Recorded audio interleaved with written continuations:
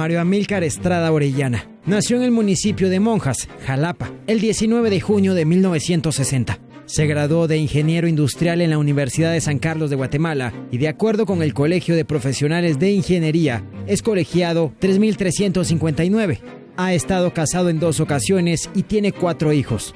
Laboró en el Ministerio de Finanzas en varios cargos hasta llegar a ser el director administrativo. Incursionó en la política como candidato a diputado en 1995 por la desaparecida agrupación política Unión del Centro Nacional UCN, pero no fue electo. Su amigo, el expresidente de la República, Alfonso Portillo, lo invita a unirse a las filas del Frente Republicano Guatemalteco FRG y logra que sea candidato al Parlamento, donde fue electo en 1999. Asume la curul el 14 de enero del año 2000, pero luego pide permiso para ausentarse de la misma e irse a dirigir la Secretaría de Desarrollo Social, Sedesol, institución que fue cerrada 6 meses después de su creación, debido a su poca funcionalidad. En el año 2007, participa como candidato a la presidencia de la República por el partido Unión del Cambio Nacional UCN, agrupación que él fundó y utilizó las mismas siglas de la extinta UCN. En esos comicios obtuvo 100,000 votos. Es el actual secretario general de ese partido. De nuevo participa como presidenciable en las elecciones de 2011. Esta vez le va mejor que los comicios de 2007, ya que su partido gana 14 curules, incluida la de su hijo Mario Estrada Ruano, quien en la actualidad es congresista. Hoy, Mario Estrada está cara a cara con José Eduardo Valdizán. No te preocupes, mi vida, ya vienen tiempos mejores, ya apareció Mario Estrada.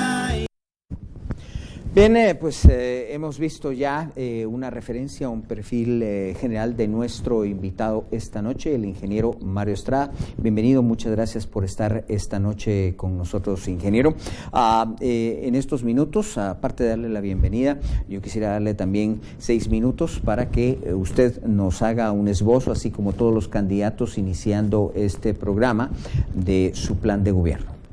Muchas gracias, adelante, licenciado José Eduardo Valdizán, por esta invitación al programa. El día de hoy pues quiero compartir 5 retos especiales que nosotros tenemos en la Unión del Cambio Nacional y dentro de nuestro plan de gobierno. También tenemos 6 ejes que son importantes para el desarrollo del país. Primero, si hablamos de los ejes, vamos a hablar un eje que no podemos nosotros ignorar y no podemos obviar, que es precisamente el Estado de Derecho, Seguridad y Justicia. Otro es la modernización del sistema económico social del país, y otro son los derechos ciudadanos para todo el guatemalteco, para el desarrollo y las oportunidades de todos los guatemaltecos. El cuarto reto es educación y desarrollo sostenible. El quinto es la salud, enfocado con lo que es una salud total para todos los guatemaltecos, porque un pueblo enfermo es un pueblo pobre y un pueblo sano es un pueblo que va en vías de desarrollo. Y el último reto, que es el sexto, es la transparencia y rendición de cuentas. Eso es el sexto eje. Y dentro de los retos, pues nosotros tenemos mejorar la economía familiar, ponerle un alto al alto costo de la vida, que es algo que tenemos establecido y tenemos que enfocarlo, porque el pueblo de Guatemala cada día se está incrementando el índice de pobreza y extrema pobreza en Guatemala, y el guatemalteco se está limitando a comer. Lo que gana no le alcanza para poder vivir, para poder tener una vida digna. Otro punto que es muy importante, y eso lo tocamos nosotros, que es la educación, que está dentro de los ejes, que es la oportunidad de una educación de calidad. Seguimos teniendo escuelas sin techo, escuelas que no están equipadas, escuelas que no tienen maestros, y si hay maestros no les pagan. Dentro de lo que es la salud, que está dentro de los ejes y que es un reto también prioritario para nosotros, es el tema de la salud. La salud debe de atenderse urgentemente, porque el guatemalteco hoy por hoy está limitado a tener acceso a la salud, a los medicamentos. Hay mala atención en los hospitales, la red hospitalaria está en un total deterioro. El guatemalteco llega ilusionado a un hospital público, el guatemalteco pobre, porque el que tiene las facilidades de poder pagar un buen médico o de poder ir a un hospital privado. Entonces no necesita de los servicios del hospital público. Cuando nosotros hablamos del hospital público, es aquel que llega a las urgencias o a las emergencias de un hospital público con la esperanza y la ilusión que se les atienda de inmediato. ¿Y lo que es lo que sucede? Lo tienen esperando 4 horas, tirado en una camilla, sentado en una silla o tirado en el piso. Y cuando lo atienden, espera que le resuelvan su problema de medicamentos. Y lo que le dan es una receta para que vaya a comprar la medicina a una farmacia. El cuarto reto también para nosotros, que hay que ponerle mucha atención, es precisamente la producción de la comida de todos los guatemaltecos, que es apoyo al campo y a la agricultura. No podemos seguir permitiendo que muchos guatemaltecos que no encuentran una oportunidad de desarrollo en el campo o en el interior de la República, vengan a la ciudad como aquel que se va con el sueño americano a buscar una oportunidad de empleo, a ver de qué manera logra ganarse la vida para mantener a su familia. Y lo que viene a hacer acá, cuando no encuentra la oportunidad, es engrandecer el anillo de pobreza y extrema pobreza que existe en la ciudad. Tenemos que respaldar muchísimo el tema del campo, porque la salvación va a venir del campo. Ahí se produce toda la comida. No podemos seguir importando maíz, frijol y arroz del extranjero cuando podemos ser nosotros grandes productores y generadores. Eso también nos debe permitir a nosotros empezar a incentivar y motivar cómo abrir mercados en el extranjero, para que esta gente se sienta motivada a tener buenas cosechas, buena producción, con apoyo del Estado, del gobierno central, para que también puedan producir para poder exportar y tener ingresos también para poder resolver los problemas de vida en su familia. Bien, dentro de todo esto, pues obviamente los guatemaltecos, una de las preocupaciones importantes es la seguridad. Todos los gobiernos han fallado en esto. Manos duras o seguridad con inteligencia o como usted lo quiera llamar, los gobiernos han fallado uno tras otro en darle seguridad a los guatemaltecos. ¿Qué nos dice usted como para que nosotros digamos, bueno, él sí tiene la fórmula para? Mire, es un problema serio. El guatemalteco ha perdido la confianza en las autoridades y a quienes son los rectores de la seguridad en el país. Usted ya lo decía, nos ofrecieron que con inteligencia y con mano aguada se podía resolver el problema de la violencia en el país. Y después nos hacen una propuesta que se podía con mano dura resolver el problema del país y nos dimos cuenta que la mano dura se convirtió en mano larga porque lo único que nos llevó fue a la corrupción en Guatemala. O sea, este tema es muy complicado, pero si no existe una buena política en seguridad, creo que se vuelve a fracasar en cualquier tema. El guatemalteco ve que el hombre que era comisionado de la seguridad en Guatemala en un gobierno fracasó en el tema de la seguridad. Nosotros tenemos una propuesta muy sencilla. Nosotros tenemos dentro de nuestro plan, está depurar los altos mandos y los cuadros medios de la Policía Nacional Civil, porque ahí están los altos niveles de corrupción de la policía. Y ahí hay jefes de bandas organizadas en Guatemala. No me estoy refiriendo a todos enteros, porque hay elementos muy buenos. Hay gente muy buena en la policía, muy profesional, pero también hay un gran número de elementos que está la corrupción está ahí. La criminalidad nace de ahí. Hay que empoderar al poder local. Cuando me refiero a empoderar el poder local, me estoy refiriendo a que tanto las municipalidades tienen COCODES, CODEDES y COMUDES, que eso vengan a reforzar el sistema de seguridad del Ministerio de Gobernación, el cual nosotros pensamos en que debemos de crear un Ministerio de Seguridad Pública. El Ministerio de Gobernación también se dedica a firmar documentos, ve migración, ve muchas cosas, resolver problemas de ONGs, y un ministro no está dedicado a atender los problemas de seguridad en Guatemala. Es necesario que exista un Ministerio de la Seguridad Pública para que específicamente se dedique a atender los problemas de la seguridad en Guatemala.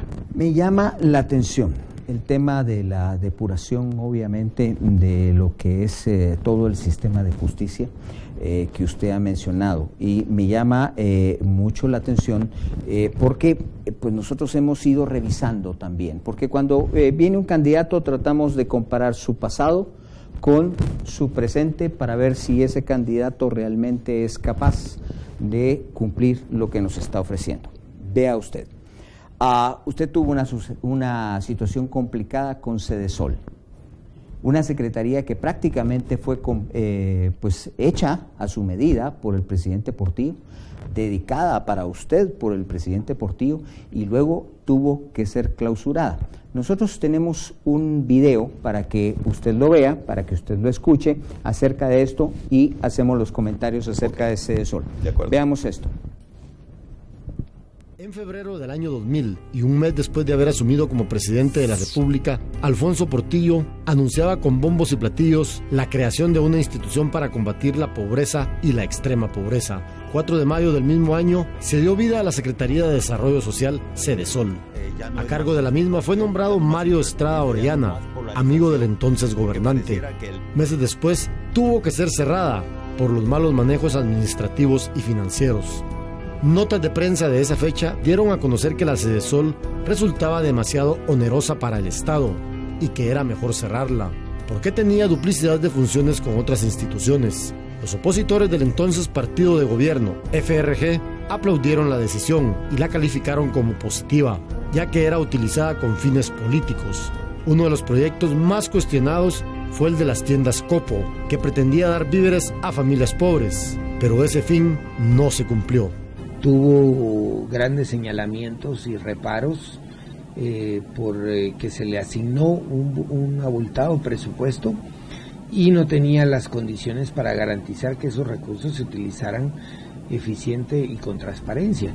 La Sedesol tuvo un presupuesto de 248 millones de quetzales y laboraban en ella 350 personas, la mayoría vinculadas al partido oficial. La idea de crear esa oficina fue del expresidente Alfonso Portillo, quien quiso emular una institución similar a la que existe en México, pero que en Guatemala no tuvo éxito. Los fondos sociales ya en esa época comenzaban a evidenciar situaciones de desorden administrativo y una gran laxitud en el uso de los fondos, ¿no? En este edificio funcionaba la Secretaría de Desarrollo Social, una institución con una vida bastante corta, debido a que fue creada el 4 de mayo del año 2000 y cerrada por el entonces presidente Alfonso Portillo el 17 de noviembre del mismo año, debido a múltiples señalamientos de actos de corrupción. Era dirigida por el presidenciable Mario Estrada y por el actual Contralor General de Cuentas, Carlos Mencos. Marvin del Cid, Azteca Noticias. Bien, la pregunta es, ¿cómo nos puede usted garantizar que puede dirigir un gobierno si Sedesol, que la tuvo, fue un fracaso y bajo señalamientos usted pudo ver los titulares de corrupción, de anomalías o de que era onerosa? Bueno, primero le voy a decir que todo lo que ahí se dice es mediático. No hay un solo punto o una sola denuncia en el Ministerio Público y en ningún otro lugar de que hayan habido efectos de corrupción. Eso se lo puedo garantizar al 100%. Sedesol era una de las instituciones del gobierno de Alfonso Portillo más eficientes.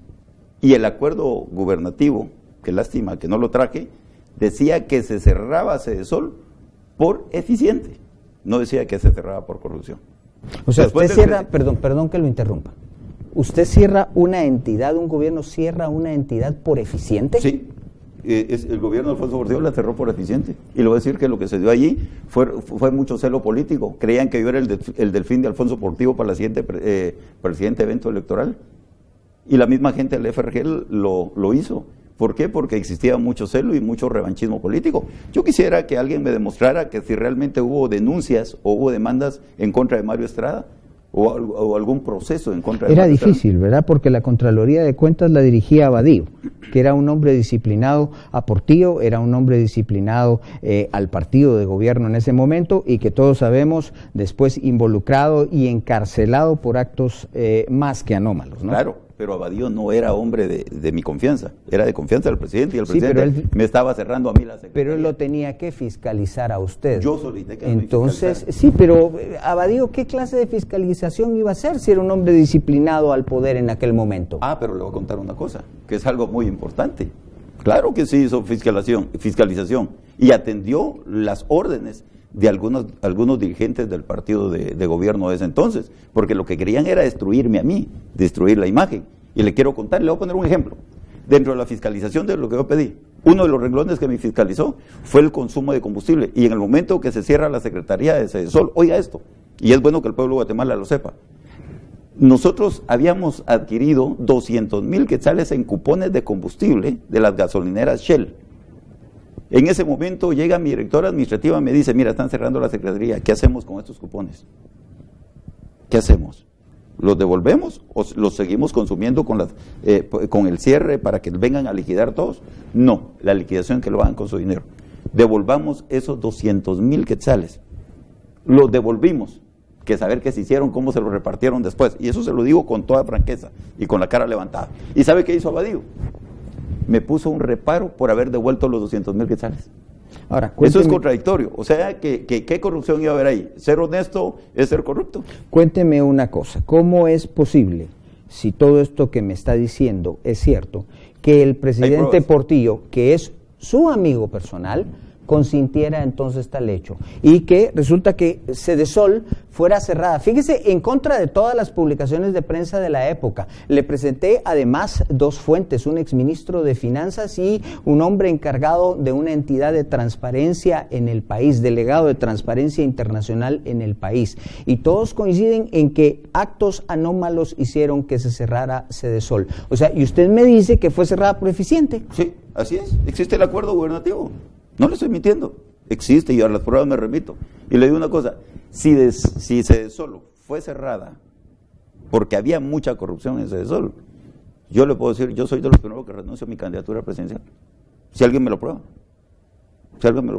Mire, yo puedo caminar en Guatemala y en cualquier país del mundo con la cara levantada. Y yo no puedo ser la vergüenza de mis hijos. Le voy a contar una cosa. Todos sabemos que en Guatemala las cosas que han pasado, y todos sabemos que a la luz de los gobiernos, y no estoy extendiéndole una acusación particular a usted, pero sí examinemos el pasado y sabemos que hay muchas personas que se han enriquecido y que tampoco hay una acusación pendiente en su contra, ni un juicio en contra de esas personas, ni nada.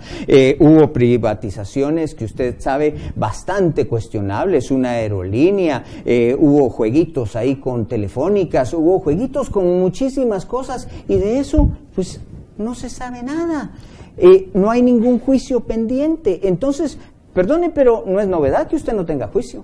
Yo no lo tengo, yo no tengo ningún juicio. Lo único que yo hice es responderle a la clase necesitada de Guatemala y dar una respuesta ¿Por qué inmediata. su amigo Portillo no le respondió a usted? Eso hay que preguntárselo a él. Mire, hay que preguntárselo a él.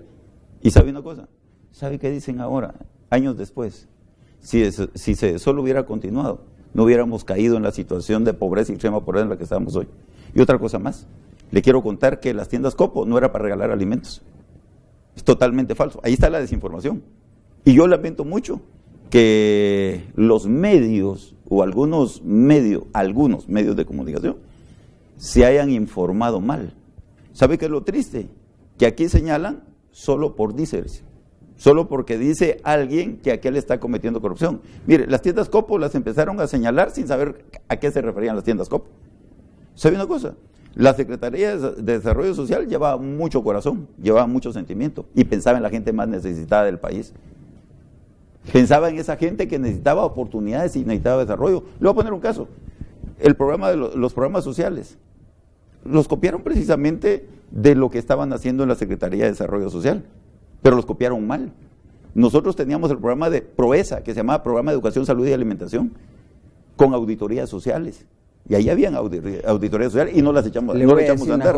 Y no echamos a andar las tiendas Copo, nunca. Me es enormemente difícil de creer que una entidad sea cerrada por ser eficiente.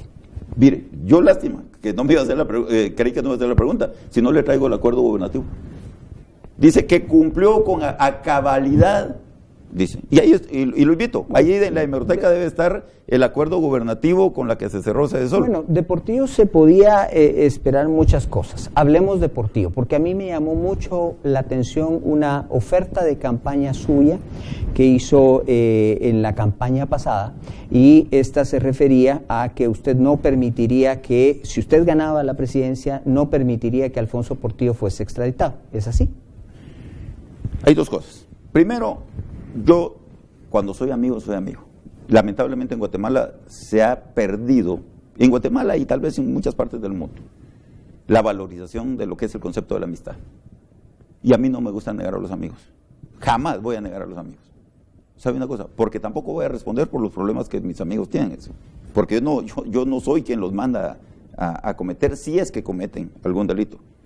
Yo le voy a decir una cosa, yo de la amistad no me avergüenzo. Y le voy a decir otra cosa más. Si en ese momento, porque habían pruebas que no castigaban a Alfonso Portillo, que no ¿cómo le dijera yo? Que no evidenciaban a Alfonso Portillo, en ese momento yo no lo hubiera extraditado. No lo hubiera extraditado. Fue así su oferta de campaña, ¿no? ¿La oferta de campaña para él? Sí, la oferta de campaña que Yo usted no hizo. Tenemos un video, vamos a ver, tenemos el video ahí, en donde está. Han venido y han castigado a un hombre que ha luchado por los más pobres de Guatemala, que siempre se preocupó porque los guatemaltecos pudieran comer, para que los agricultores pudieran hacer producir la tierra con su fertilizante. No dejó que subiera la canasta básica y que alcanzara el dinero. Vienen, lo sentencian y ahora lo quieren mandar a Estados Unidos. Pero yo les voy a decir una cosa. En UCN hemos iniciado una campaña contra la injusticia. Y este 11 de septiembre hay que marcar la ruedita de colores. Esa ruedita de colores que va a permitir que la UCN gane la presidencia de la República y Mario Estrada va a decir, no se va de Guatemala, Alfonso Portillo se queda acá con nosotros. Sí fue una oferta de campaña. Claro, pero ¿qué dije en el discurso? Que estaba en contra de no se iba a ir. Sí, porque estaba en contra de la injusticia. Sí, pero usted dice que no se iba a ir. Sí. Eso significa, mire, una cosa cuestionable, que un presidente intervenga en la impartición de justicia del país, porque esa decisión no es del Ejecutivo. Esa decisión, claro, la decisión final es del Ejecutivo, claro, porque es una decisión diplomática, pero si se cumplen todos los estamentos de la ley, si se cumple la ley como debe ser, el Ejecutivo debe certificar eso y cumplir con los tratados de extradición. Claro, entonces, pero si la ley se aplica bien, imparcialmente, pero cuando se aplica la ley tendenciosamente, discúlpeme, pero aquí tampoco se puede dejar uno arrastrar. Somos un país soberano, ¿no? Sí, claro. Claro. Entonces, ahora, discúlpeme, pero aquí, si yo voy a ser presidente de Guatemala, voy a hacer que se respete la ley. Ahora, vea usted, el señor Portillo, el expresidente Portillo, se declaró culpable de los hechos. O sea, él sí lo hizo. Se declaró culpable e incluso en el juicio admitió, yo tengo por ejemplo esa referencia que es vergonzosa, salió en todos los periódicos del mundo, esta es la prensa de Perú, y entonces incluso dijo en juicio que había reconocido que era dinero que pasaba a Taiwán para evitar que ya no hubiesen relaciones diplomáticas con ese país.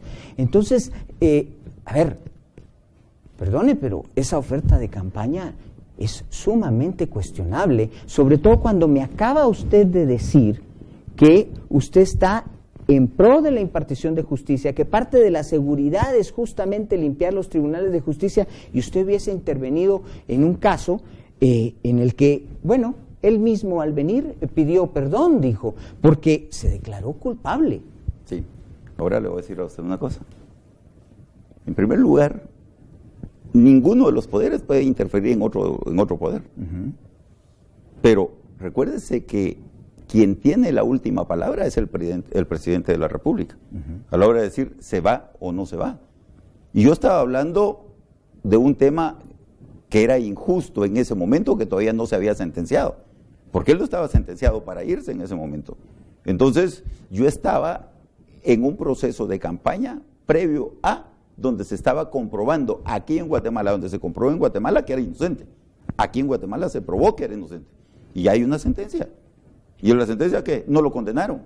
Entonces, él no había sido condenado en ese momento. Discúlpenme, yo soy respetuoso de la ley, pero también, si yo soy el presidente de la República, tengo que revisar, tampoco voy a ser injusto en la aplicación de justicia. Ahora, si la Corte en su momento dice, bueno, señores, discúlpenme, el proceso está agotado, se terminó, y tiene que irse, pues voy a respetar la ley. Eso está igual que la pena de muerte. Ahora, ingeniero, ¿se da cuenta que en Guatemala la justicia está tan desprestigiada que usted bien lo ha dicho?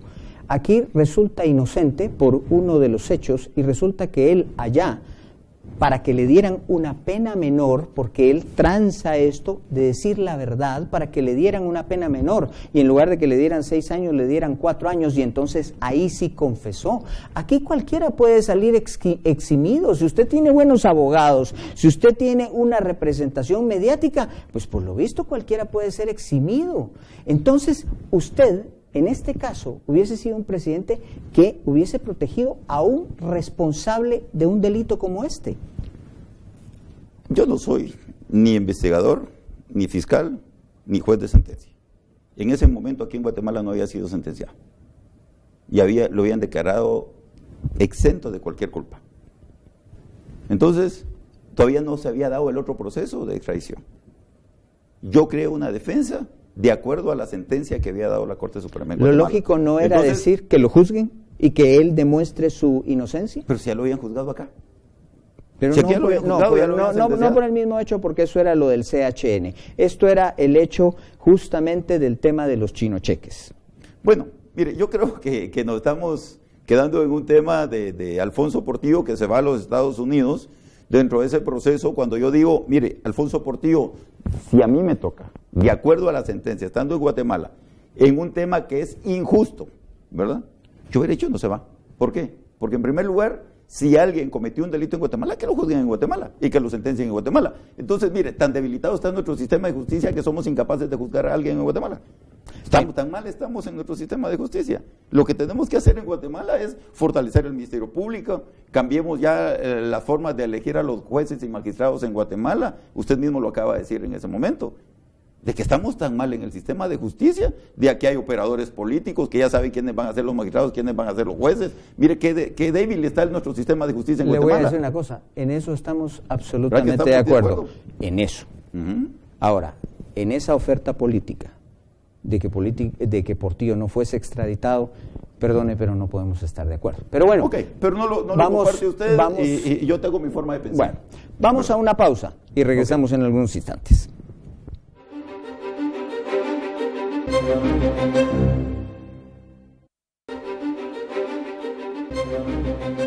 Bueno, y continuamos en vivo acá con Mario Estrada, el ingeniero Mario Estrada, quien es candidato de la Unión de Cambio Nacional. Platicando con él acerca de qué pasaría en el gobierno y bueno, platicando también de algunas cosas que han sucedido. Mire, me llama la atención el tema de los diputados. Ustedes metieron un buen número de diputados en la campaña pasada. Fueron 14 los diputados que ustedes pusieron. Tenemos por ahí una gráfica como para que se vea exactamente. Ahí están los diputados por el listado nacional: Luis Armando Rabé, que ahora está en Líder, Mario Rolando Torres, que ahora está en la UNE, está su hijo Mario Alejandro Estrada, que sigue en la UCN. A ver, tenemos a los demás por el Distrito Central: Alfredo Rabé Tejada, que está en Líder actualmente. Luego por el Departamento de Guatemala, Carlos Herrera Quesada, que está en Líder actualmente.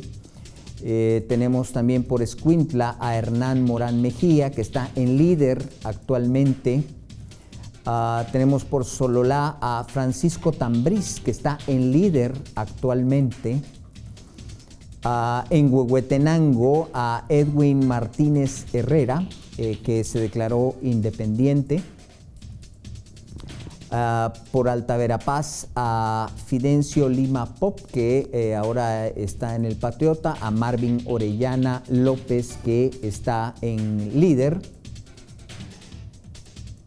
Tenemos por Zacapa a Laura Alicia Franco Aguirre, que se encuentra en el partido Líder también. Tenemos por Jalapa a Mildo de Jesús Morales, falleció. Tenemos el sustituto es Rubén Mazariegos, del Movimiento Reformador actualmente. Por Chiquimula a Baudilio Hichos, que está en Líder y bueno, está siendo investigado. Y tenemos por Jutiapa a Carlos Nájera Sagastume, que es de la UNE. Bien, solo le queda un diputado. ¿Qué dice esto de su liderazgo? Cuando 14 diputados y pues todos se le van.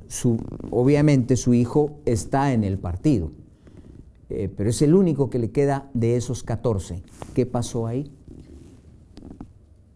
Lamentablemente tengo que decir una cosa. Este Congreso ha sido la peor legislatura que ha habido en la historia política de Guatemala.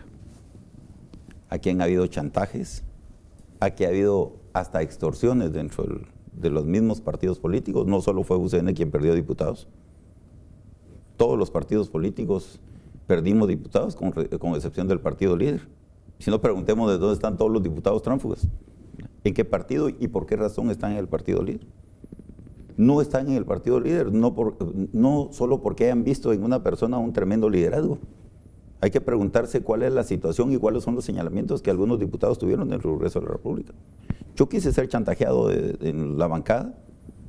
Yo estaba de viaje una vez en el extranjero cuando recibí una llamada de un jefe de bancada o de un diputado representante que me dijo que tenía que preparar la chequera para darle a los muchachos para que no se fueran. Y yo no estaba dispuesto a estar gastando mi dinero, que me cuesta tanto ganármelo, para mantener una partida de irresponsables. Entonces lo mejor era sanear la bancada. Lo mejor era dar una muestra de que el Congreso de la República se puede encaminar de otra manera. Lamentablemente el Congreso no ha caminado nada. Un Congreso totalmente entrampado, pero totalmente entrampado. Es un Congreso que ha sido ineficiente e inoperante. Nosotros ahora le quiero contar que hubo más de 20 diputados que quieren regresar al partido para buscar un espacio. Usted los llama irresponsables, pero a esos irresponsables los llevó UCN, claro, y los lleva Mario Estrada en la campaña. Hay corresponsabilidad suya, no se puede lavar las manos así nomás. Mire el caso de Baudilio Ichus. No, es imposible que un partido venga, o sea, ellos los tuvieron ustedes que haber investigado, tuvieron que haber visto a quiénes estaban llevando al Congreso. No me puede decir a estas alturas, son irresponsables, pero yo no tuve ninguna culpa. ¿Y por qué no fueron investigados por ustedes? Todos los diputados, a todos los candidatos investigan como lo hicimos al día de hoy. Los hemos investigado y nos hemos dado cuenta de los liderazgos que tienen. Pero le voy a decir una cosa, yo no soy responsable de los actos de cada uno de ellos. Si no soy responsable ni siquiera de los actos de mis hijos cuando van a la calle. Yo sé quiénes son ellos, los conozco, cómo actúan, los he educado bien, pero de las actitudes ya fuera de la casa, yo no puedo ser responsable de los actos de ellos, discúlpeme. Pero en este caso, la gente votó por ellos creyendo en ellos, pero también defraudaron a la gente, no solo defraudaron a Mario Estrada o no solo yo defraudé a la gente. Nosotros creamos un espacio, nosotros no los corrompimos. Si ellos se corrompieron, si es que así fue, yo le diría a usted, mire, que respondan ellos, que por qué lo hicieron. Pero no es por una falta de liderazgo, simplemente los espacios estaban ahí. Todo el mundo andaba buscando lo mejor o de repente andaba buscando otro tipo de situaciones o mejorar ingresos. Pero de 14 diputados, que solo le quede uno, que ese diputado es su hijo, ¿no le parece que algo está muy mal ahí? Pues fíjese que para mí es una gran ventaja. Yo lo veo como ventaja. ¿Acaso no necesitamos ahorita que el Congreso se renove?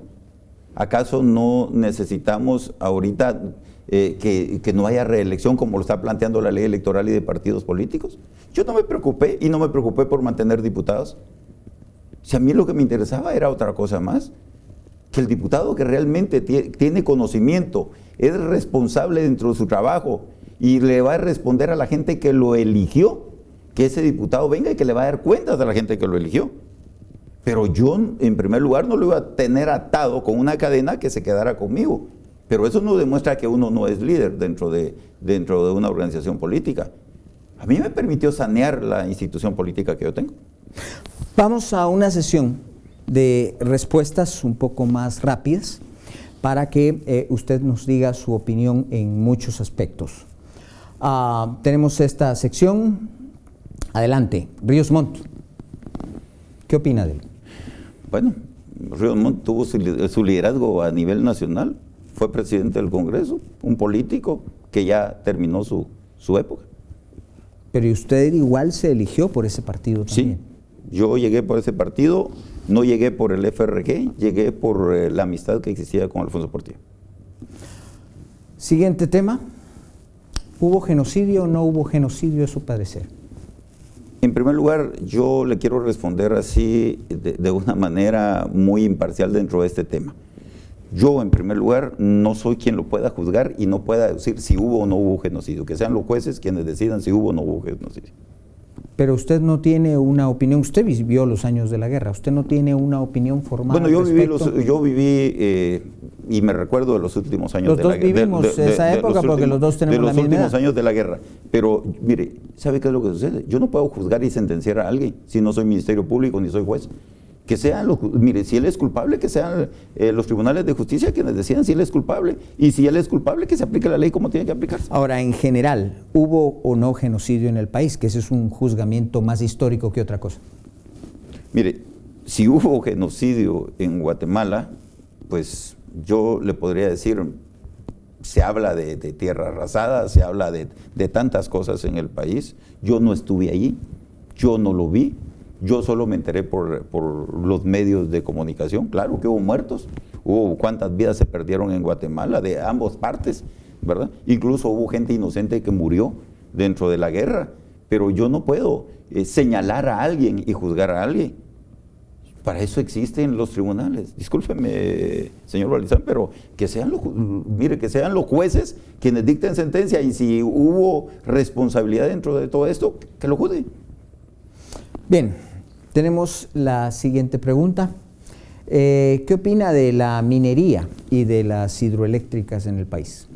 Mire, aquí ha habido movimientos de tipo social en contra de la minería y también en contra de las hidroeléctricas. Y yo más creo que estos movimientos son porque las mismas comunidades o los mismos vecinos no han sido tomados en cuenta. Mire, ¿cómo es posible que hayan hidroeléctricas que están utilizando los recursos hídricos del país con 50, 40 o 60 megas de producción de energía, de generación de energía, y que alrededor las comunidades que están a la vuelta se estén alumbrando todavía con candiles o con candelas, con querosén? No puede ser posible, es injusto, es ingrato. Hay que tomar en cuenta a las comunidades, hay que escucharlas, pero que no se firmen acá los grandes contratos en un escritorio y que los manden allá a los generadores de energía o a las empresas mineras a que se vayan a reventar con los miembros de las comunidades. Eso puede ser imposible. Y otra cosa, lo que hay que revisar acá también son las utilidades, las ventajas que trae para el país. Si trae enfermedades, ¿qué niveles de contaminación tiene? Nosotros tenemos riqueza enorme en Guatemala, estamos sentados en oro en Guatemala. Pero yo creo que hay que revisar por qué las inconformidades de los vecinos. Yo creo que Guatemala puede resolver sus problemas económicos de Guatemala si realmente se hiciera una revisión justa a la explotación, pero con la participación, ¿verdad?, de los vecinos de cada lugar. Siguiente tema. Las manifestaciones de los sábados.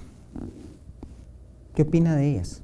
Bueno, el pueblo de Guatemala alzó la voz, reaccionó, despertó. Han pasado tantas cosas en Guatemala que el pueblo de Guatemala antes solo se quejaba, pero no actuaba. Pues ahí están las muestras. Lograron que la vicepresidenta renunciara por actos de corrupción. Y qué bueno. Y ahora los políticos tenemos que poner las barbas en remojo. Tenemos que hablar con franqueza y con sinceridad y tenemos que actuar con transparencia. Siguiente tema, la pena de muerte. ¿Usted está a favor o en contra de la pena de muerte? La pena de muerte no es disuasiva, quiero ser muy honesto. El Pacto de San José no permite en Guatemala que se aplique la pena de muerte.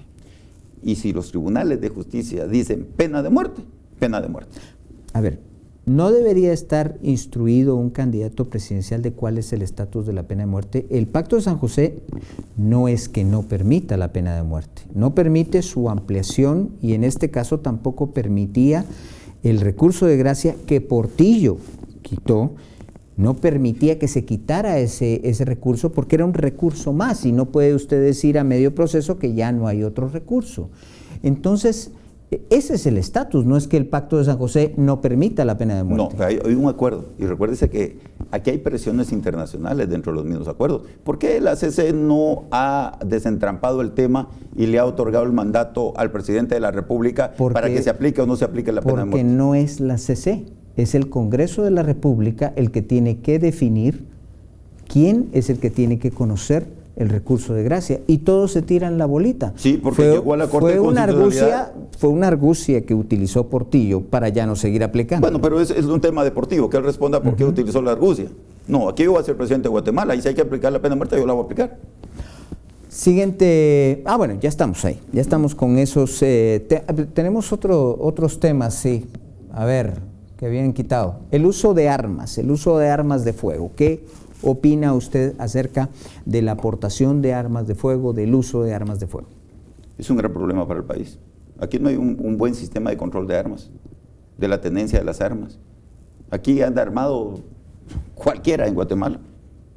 Y ustedes, si ahí hubieran retenes por todos lados recogerían armas y estaría preso todo. Las cárceles estarían llenas por portación de armas de fuego. Aquí hay que revisar la ley y hay que fortalecer al DECAM o a la institución civil que pueda controlar las armas, porque esto no genera más violencia en Guatemala. Al DIGECAM ahora. Al DIGECAM, a la exacto. Dirección General. Exacto. A ver, siguiente. Los chinocheques, los famosos chinocheques que nos saltan. A ver, esto no ha de haber sido una situación exclusiva. Lo conocimos, pero no era una situación exclusiva. ¿Cuál es su sentimiento al respecto de esto? Pues no deberían de existir, porque este es un tema ético-moral. Recuérdese que ningún funcionario público puede recibir dádivas en el país, y este es un tema que ha complicado el tema de muchos gobernantes a nivel centroamericano, no solo en Guatemala, Salvador, Costa Rica, Panamá, todo el mundo ha caído en la tentación de los chinocheques. Simplemente hay que ponerle un alto, porque es un tema de que aquí no hay que vender la conciencia y la dignidad. Esto es como que venda su conciencia y su dignidad. Bien. ¿Debe renunciar Otto Pérez Molina? Por dignidad lo debería hacer. Bien, ahí estamos. Luis Rabé, explíquenos. UCN, líder, ¿qué es Luis Rabé ahora? Pues habría que preguntárselo a él, porque si tiene alguna definición, porque Luis Rabé nunca fue UCN. Luis Rabé llegó por un acuerdo de una especie de alianza política de un evento electoral en su momento. Él tenía su partido político y creo que lo sigue teniendo, que es el partido político País, y en ese momento nosotros habíamos llegado a un acuerdo para hacer una alianza entre partidos. Lamentablemente en ese entonces ellos no pudieron terminar con la estructura partidaria del partido País, y entonces jugó nada más con el símbolo de UCN, pero son acuerdos políticos a los que se llega a una elección. Y la última es apoyo a Valdizón en segunda vuelta. No, porque yo voy a estar en segunda vuelta contra él. A ver, ¿realmente considera que usted llegaría a segunda vuelta? Las encuestas pues no lo sitúan en un lugar muy favorable, la historia no lo ha situado en un lugar muy favorable. ¿Cree usted? Usted ya lo dijo, la historia no me ha ubicado en lugares favorables. En la elección pasada me ubicaban en el 10º, y realmente yo soy el verdadero segundo lugar, porque a mí no me prestaron votos. Yo gané realmente 17 diputaciones, contra el líder que ganó 14. Yo gané 22 alcaldías, el líder ganó 15. Entonces el verdadero resultado en segundo lugar soy yo. Y el voto de UCN es voto duro. Pero sacó alrededor de 400,000 votos. Sí. Entonces, pero la historia dice que las encuestas, y han fallado las encuestas 2 oportunidades conmigo, porque en la primera me colocaban en el 15º lugar o 14º lugar y quedé en 5º. Pero y la historia, vea, ¿serán bien manejadas las encuestas o es para quienes ¿quién las lo pagan? sabe? Pero nunca han fallado en quién es el primero y quién Conmigo es el sí han segundo fallado. lugar. Conmigo sí han fallado. En cuanto a quién es el primero y segundo lugar y quién llega a primera vuelta y segunda vuelta, Han sido muy realistas. Pero le voy a contar una cosa. Me ubicaban en el 10º lugar, terminé en el 4º. Hoy me ubican en el 4º, voy a estar en el 2º o en el 1º para ir a la segunda vuelta. Yo sí voy a estar en la segunda vuelta. ¿Usted no apoyaría a Valdizón en ninguna circunstancia? No, porque voy a ir contra él en la segunda vuelta. ¿Y si no fuera? Pues habría que analizarlo, no creo que sea conveniente. Bien. Depende de quién vaya también, si es que fuera, pero yo le puedo decir una cosa. Yo tengo mucha fe en Dios, porque yo soy un hombre de fe y confianza en el pueblo de Guatemala que va a estar en la segunda vuelta. Vamos a una pausa, regresamos.